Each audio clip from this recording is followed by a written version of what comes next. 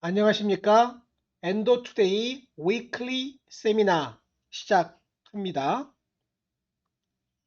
오늘은 위암 두 증례를 준비하였습니다. 44세 남성이 푼두스의 위암으로 의뢰되셨습니다.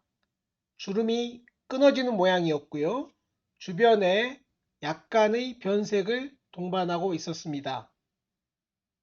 치료를 선택해야 하는 상황인데요. 여러분, 어떤 치료를 선택하겠습니까? 물론 내시경 치료가 가능할지 고민해 보아야 합니다. 위치상 매우 어려운 곳인데요. 주름이 끊어졌기 때문에 점막 하암일 가능성이 있고요. 약간 경계가 명확하지 않아서 크기를 측정하기 어려운 측면도 있습니다. 가이드라인 상에서는 점막암으로 추정될 때 내시경 치료를 하는 거고, 비록 보험급여는 되지 않지만 미부나 조직형에서도 내시경 치료를 할 수 있으나 크기가 작고 궤양이 없어야지 내시경 치료를 하는데요.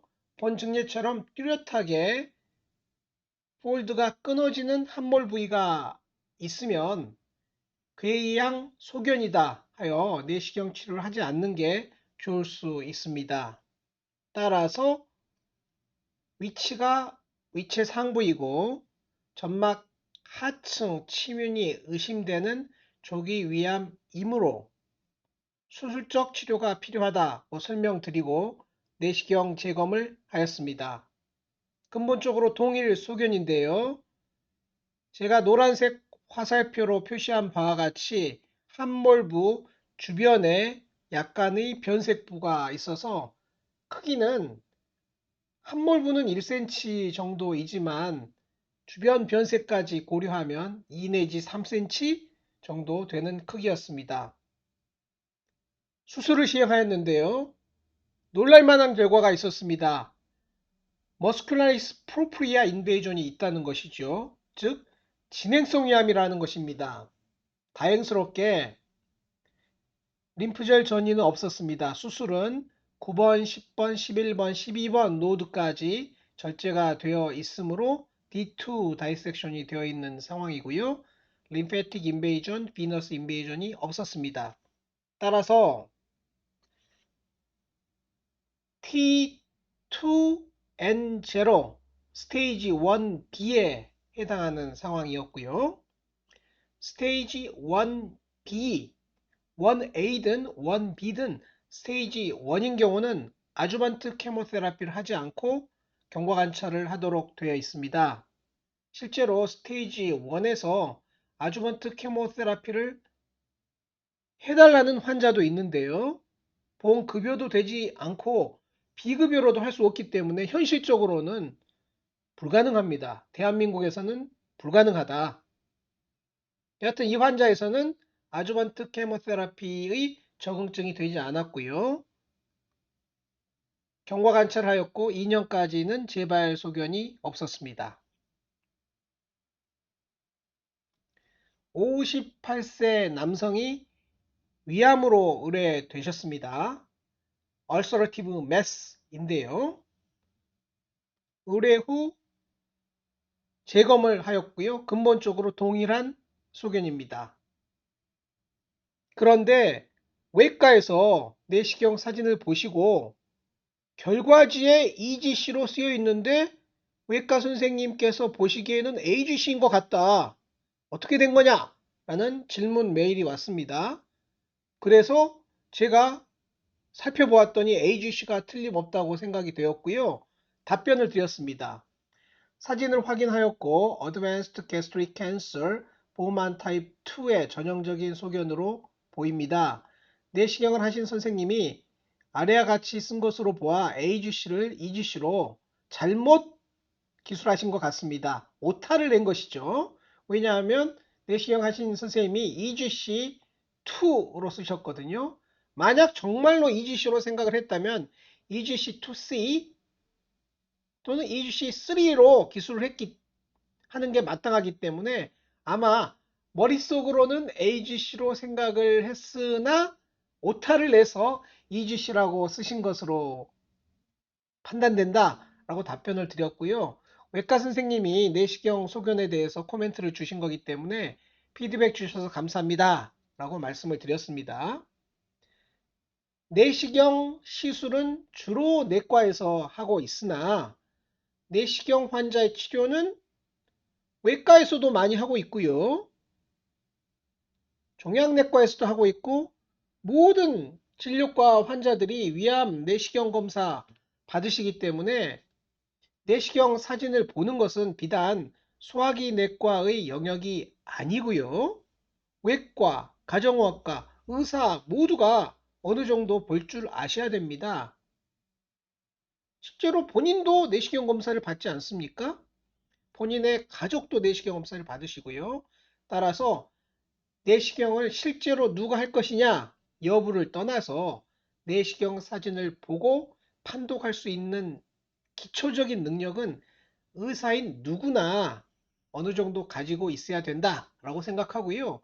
의과대학에서도 다 가르치지 않습니까? 좀 더 배우시고 싶으면 책을 보시면 됩니다. 저도 몇 년 전에 위내시경 관찰법에 대하여 본인이 직접 내시경 시술을 하지 않더라도 내시경 사진을 보고 어느 정도 인포레이션을 잡을 수 있는 능력을 갖는 게 좋겠다라는 생각으로 책을 냈고요. Description Exercise라는 워크샵을 개발해서 공개 강좌로 진행하고 있습니다. 물론 약간의 실비는 받습니다만 체계적인 내시경 소견 기술법, 표준화된 내시경 용어 사용법, 초급 문제, 중급 문제, 퀴즈 순서로 공부하도록 권하고 있는데요. 워크샵은 1년에 봄에 한 번, 가을에 한 번 진행하고 있습니다. 물론 한 번 할 때 베이직이 있고 어드밴스드가 있어서 두 강의가 한 번인 셈이죠. 그래서 결국은 봄에 두 번, 가을에 두 번 강의를 하고 있는데요. 올해 강의는 끝났고요. 내년에는 2026년 4월과 2026년 10월에 진행할 예정이오니 진료과에 무관하게 여러분들 많이 신청해서 내시경 사진을 보고 임프레션을 잡는 법을 배우시기 바랍니다. 저는 내과의사입니다. 그러나 병리 소견을 알기 위해서 열심히 공부하고 있고요.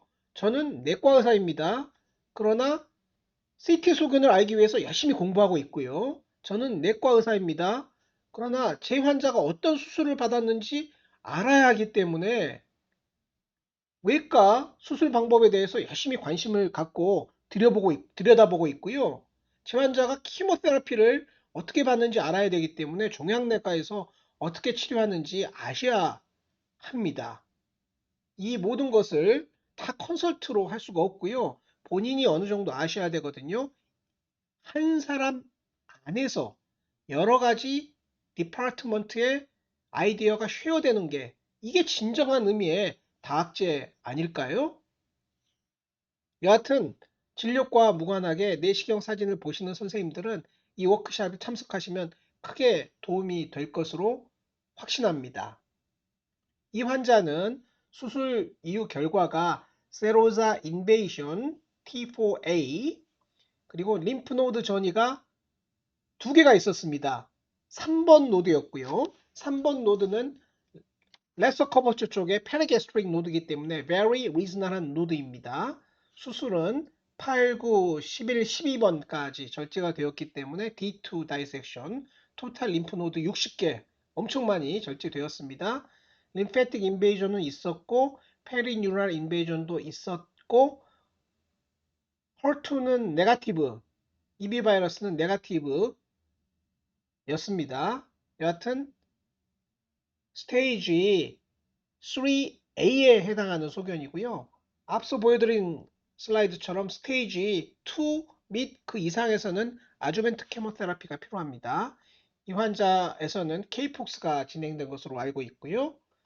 아주벤트 케모테라피를 받으셨고 5년 후까지 재발 소견이 없으셨습니다. 실제로 위암 수술 시술 후 성적은 날로 향상되고 있는데요.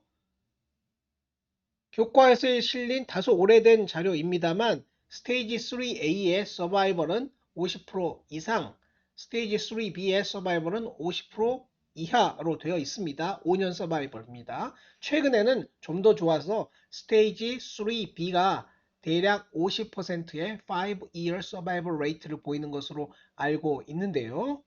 여하튼 최대한 정확하게 진단하고 치료함으로써 환자에게 좋은 결과를 얻을 수 있도록 기회를 드리는 게 우리들의 역할 아닐까 싶습니다. 다학제 진료 반드시 필요합니다. 경청해 주셔서 감사합니다.